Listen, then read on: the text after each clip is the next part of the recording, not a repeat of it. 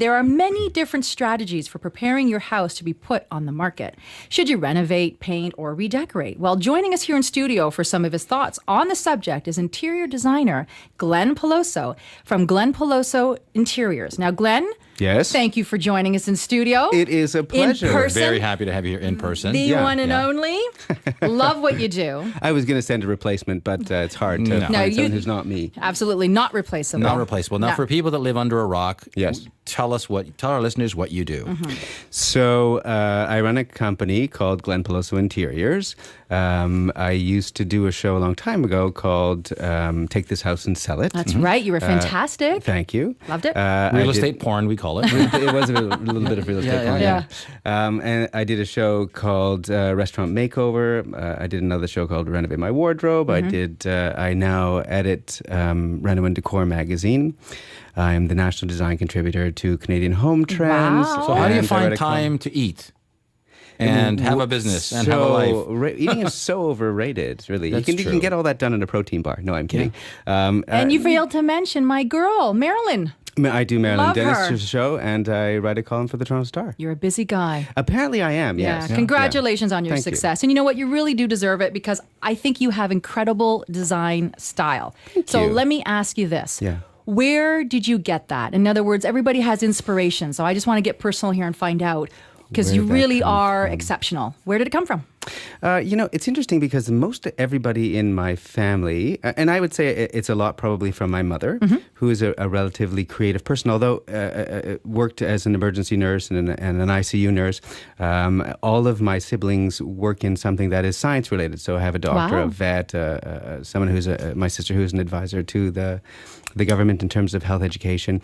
But all of those things, particularly because both of those people do a lot of research in medicine, and you need to be somewhat creative. You need to think outside of the box. So a lot of the way that I was brought up was to think about things in a different way. So I used to say to people occasionally, creativity is seeing what everybody has seen and thinking what no one has thought. Very and it's good. really looking at things in another way. And so what that does is it allows you to take just about anything you encounter and see it possibly as an element that could come into your home. So let's talk about that. Yeah. Which designers influenced you? I really love Philippe Starck, who was someone who I admire, mainly because his work is so eclectic. He's done so many things, He changes it up a lot. a lot. Yeah. So he'd done a hotel, a boat, a plane, a pair of scissors, A lemon bench, juicer. a lemon juicer. Like really, it's a endless. $300 lemon juicer, by the way. Yeah. There's actually a very funny story that he'd done a house for this woman, I think in Chicago. And they interviewed her at the end to say, what was the experience like? And she said it was very nice, but there's not enough closet space, I felt. And the interviewer said, well, did you speak to Mr. Stark about that? And she said, I did. And they said, what did he say? And he said, buy less clothes. Let me ask you, how would you describe your design style? I think that I like things. It's my own personal style is relatively simple. I know. So my own home is relatively plain, mainly because I sort of tell people that I spend so much time with color and fabric and texture and all of the things for other people that sort of going home is like sorbet. It's sort of like just palate cleansing. Tranquil. I don't want too many things, and just things that sort of mean something to me are there. I think that it has to be, for lots of people, they like very layered design. I like things to be relatively Clean? but Yeah. also functional. Okay. For me, I would say, and certainly for the company, there is an idea that you're supposed to fit yourself into a house. That you go and look for a house, and people they have this little list of it has to have a fireplace. Their have wish this, list. their Yeah. wish list. And they get there without really understanding necessarily, is this a good choice for me? So what happens is they begin to adapt themselves to suit the house. And to me, that's completely opposite. I'm like, this is it's just a physical structure. Why don't we adapt the house to suit you? But see, people But have people to make can't see choices, that. right? Yeah. Well, Yeah. some people I find have a challenge. Like I'll walk into a room and I say, "Well, we have to get rid of this wall," and they go, "What are you talking about?" And I just see it as gone, and I see how easy the flow would be. And then there's the other challenge with not everybody has unlimited budget, so there's limitations too. Yeah. You know. And absolutely, I think that, all of the things that you do have to be budget conscious. I mean, and I've said this to clients, what we're talking about and what you want to do is a great idea. It's out of your budget. So what's going to happen is that you're going to have, I mean, the idea of your home is to make your life better. It's to be able to give you a place to come and relax so that you can go out into the world and do whatever it is you do. And I know that, people, I had this client once who was a neurosurgeon, and she was all concerned because I was coming to her house, and she kept apologizing and saying, I'm sorry that it's not this, and it's sorry that it's Show not ready. that. Right. And I went, I really am far more impressed with your ability to be a neurosurgeon than I could ever care about your ability to be a designer. And that's what you do. So you should go do what you do, and I'll do what I do. But you must get some clients that micromanage you. So they hire you to do a job and then tell you how to do it, right? That's true. I mean, and I think that's probably, it's probably true for realtors as well. It's like, this is how you have to do it. And I try as much as possible in the nicest possible way to say, you know what, here we are in your house, and I can see what you're capable of. I do this all day, every day. Why don't you let me show you what I'm capable of so that we can do something different? And I know that, particularly when people are getting their houses ready for the market, it's such a personal event that they have a hard time not seeing this as my house and starting to see it as a product on the market. I want to shift things around a little bit and talk about, from the perspective of somebody who is now faced with the challenge. I want to get my house ready, and we want to maximize the sale price. Yeah, give us some tips. Yeah, you've done this from a lot of different perspectives, restaurants and houses and so on. What's your general advice at this stage? The really simple advice, I tell people that you need to sort of budget about 1% of your asking price to get it ready. And there's a bunch of things you can do. I sort of say, and anybody who's bought a house or sold a house, realtors will know, it's a really emotional thing, and people do it really quickly. So I often say people spend more time buying a shirt than they do buying a house, because they walk up and they have this, moment. I love it or I hate it. Yeah. So your job is to create, as a homeowner trying to sell, create a fantasy. So in creating the fantasy, you do all these things. So I say it's a lot like a first date. If you, or a blind date, you go on a blind date, you get there. You just don't know what you're going to see. She comes downstairs, you're like, oh, and then you're, dialing your friend going, call me, tell me the cat has died, get me out of here. The dog too. Yes. Yeah. There's that experience, or you go, amazing. So you want to create the amazing experience, and you need to start right at the front door. So make sure that everything in the front of the house is cleaned up. I think that's also a great idea, if you can, to paint your front door a cool color. Because while you're shopping, I've looked at, 20, 30 houses, maybe. You want yours to stand out. Right. Yeah. So I can say to my partner, hey, you remember the one with the red door? You remember the one with the yellow door? As you a remember reference, the one with as reminder. opposed to, that one with the living room and the bedroom. It's like, I got nothing. It's a good point of reference. Yeah. Really easy things that you can do that really don't cost a lot of money.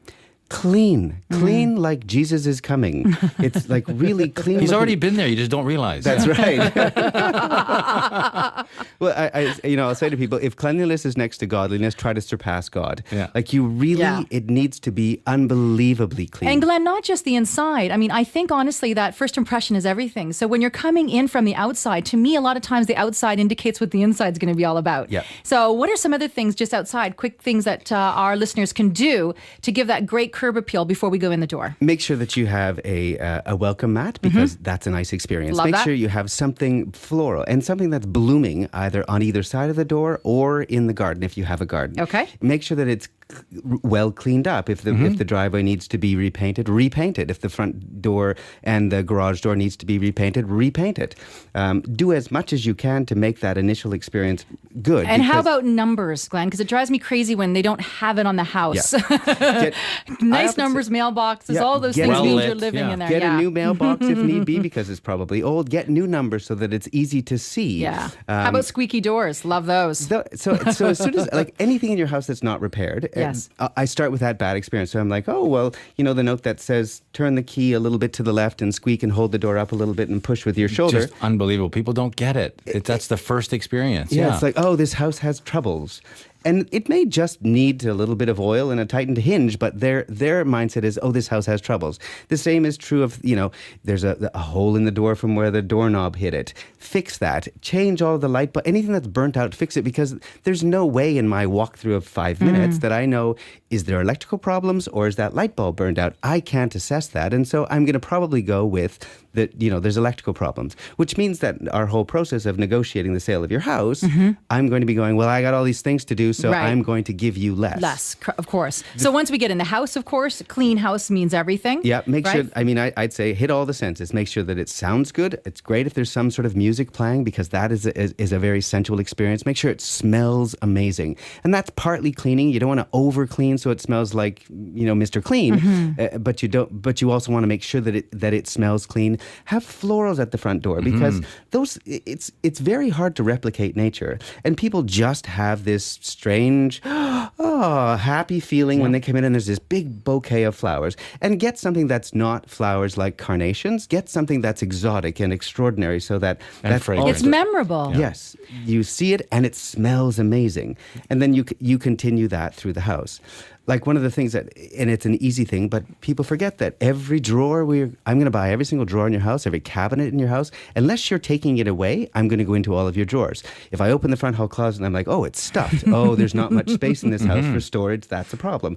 Get it out. Just take it Start someplace packing, else. right? Start You're moving packing. anyways. If you have a collection, get rid of it. You know what I love? Because you always hear me say this, Simon, appeal to the five senses. See? It's from Glen. He Glen. agrees. Yeah. Okay? Yeah, as you were talking, I was picturing this is the same thing that you would experience when you walk into a spa. It's nice music, it's nice floral scent, it's clean, it's spotless. That's what You're creating an experience. That's what the experience. And I'll tell you, having been in literally tens of thousands of homes in my career, it's rare when you walk in and it's like that. It's becoming a little bit more fashionable to stage, but it's still, even so, it's still rare. Yeah. To have that natural, just that wow when you walk in. And that's, part of the reason why there are some agents who will say, hey, just come and do a walkthrough with me, because it's easier for me to say, there's lots of lovely things about your house.